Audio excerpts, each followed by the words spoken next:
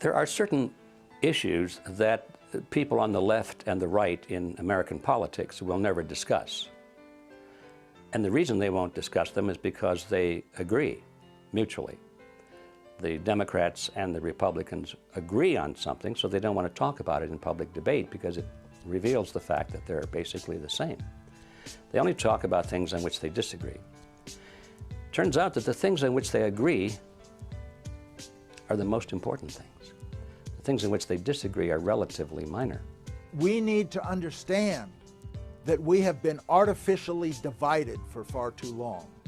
The global elites have divided us into Democrat and Republican, left and right, conservative and liberal. They have divided us with hot-button issues like abortion and gay rights and gun control and prayer in schools. And by doing so, they have given us, the electorate, the illusion that we have a choice, when in reality, both the Republican and Democratic parties are owned by the same global elites. And on issues that matter to those global elites, they act as one. By the time you go to the polls and you put your pencil mark on the paper or punch the lever, whatever you do, the decisions are already made. The candidates have already been selected. And the work goes on there, is who selects the candidates that the people vote for? Who frames the issues that the people vote for? Voting is nothing. It's all done before that stage. This left-right paradigm is a political ploy. It works very well for those who know what they're doing.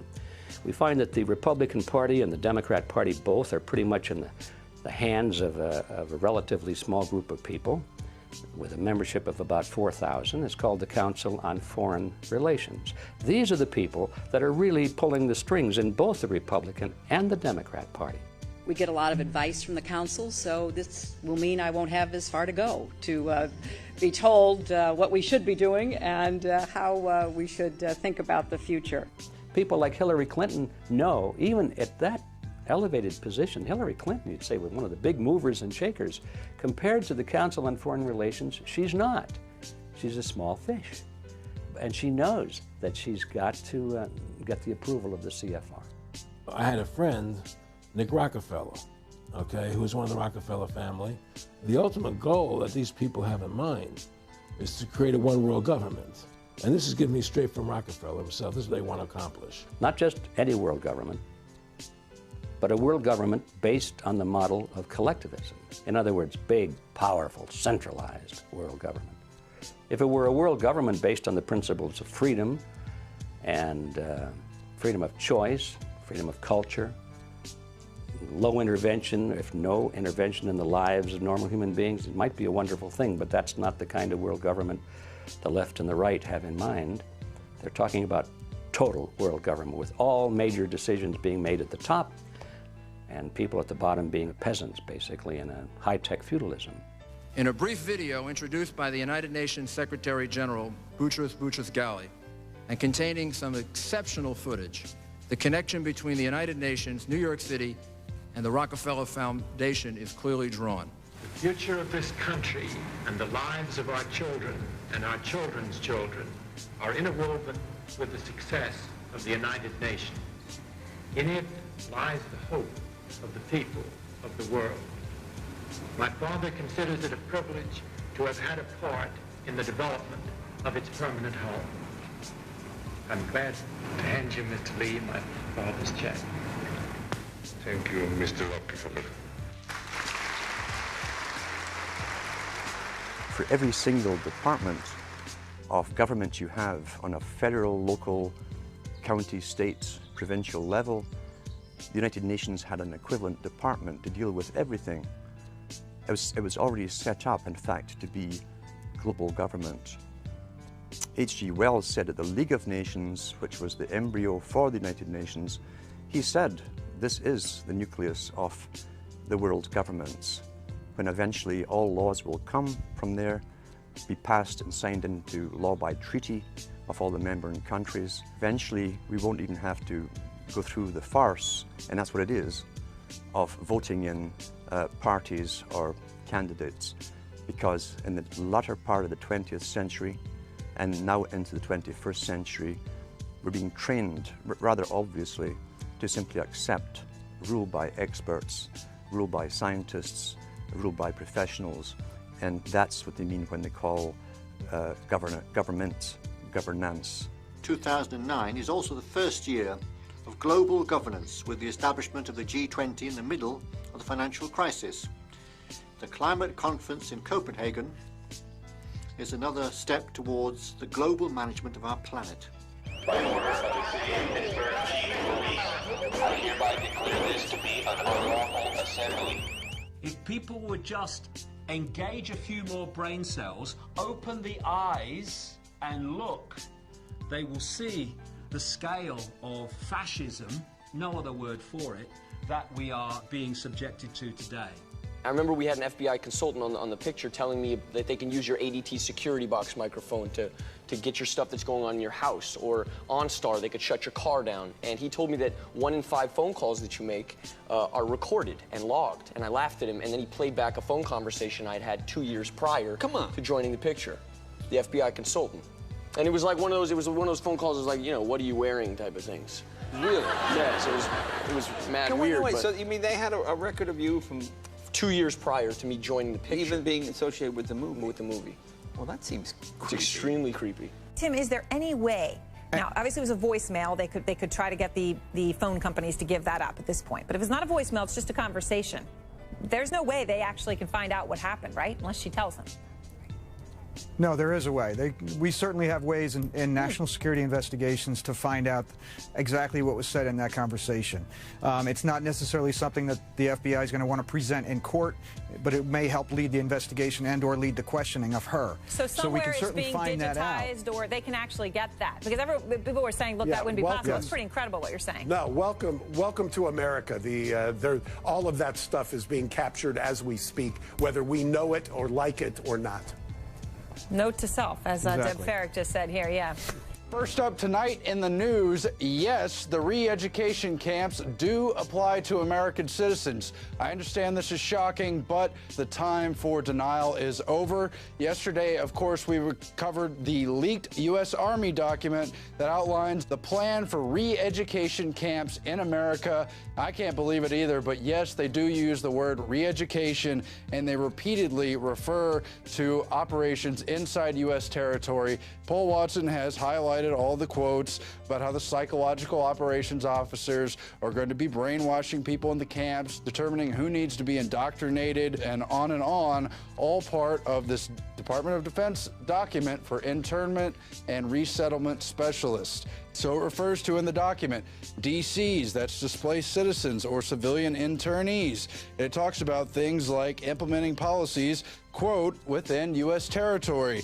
What we have here is the camps we've been sold under the guise of the war on terror now being legitimized for use with American citizens as they pass the National Defense Authorization Act, authorizing the indefinite detention of even American citizens without any due process. This is a slippery slide into tyranny, and these detainment camps are, of course, the end of the road for anything we can consider to be freedom. It's based on North Korean models, Soviet Gulag models, Nazi concentration camp models, and more, and they're really looking to bring it here. I have 2 words for you: predator drones. You will never see it coming. All collectivist systems eventually deteriorate into a police state because it's the only way you can hold it together. My friendship with Nick Rockefeller was one where we expressed ideas to each other and thoughts and philosophies, and he wanted me to become part of what they were doing and for me to become a member of the CFR.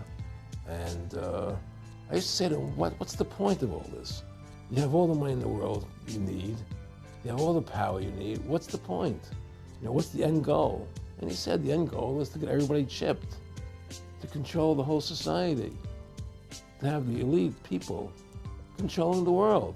They talked about Pat running for president, and if he did that, I would be very supportive. But he'd have to shake a label that gets assigned to people like Pat who run for the presidency, and that is that he's a tool of the rich. I personally like that very much. My father told me that's the way the system is meant to work.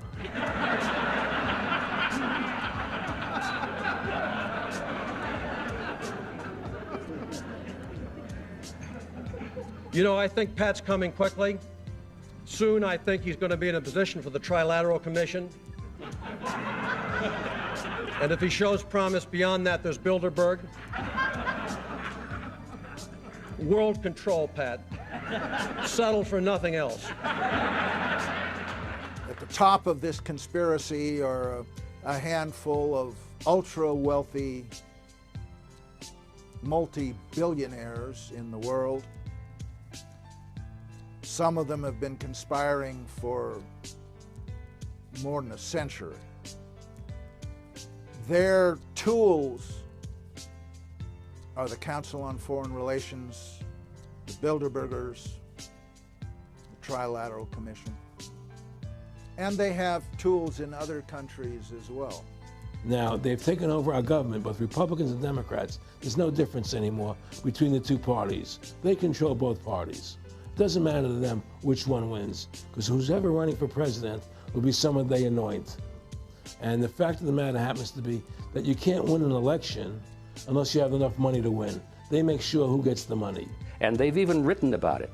There's a fellow by the name of Carroll Quigley, and he wrote several books about this group of people and their origins and their roots coming from Europe and England in particular.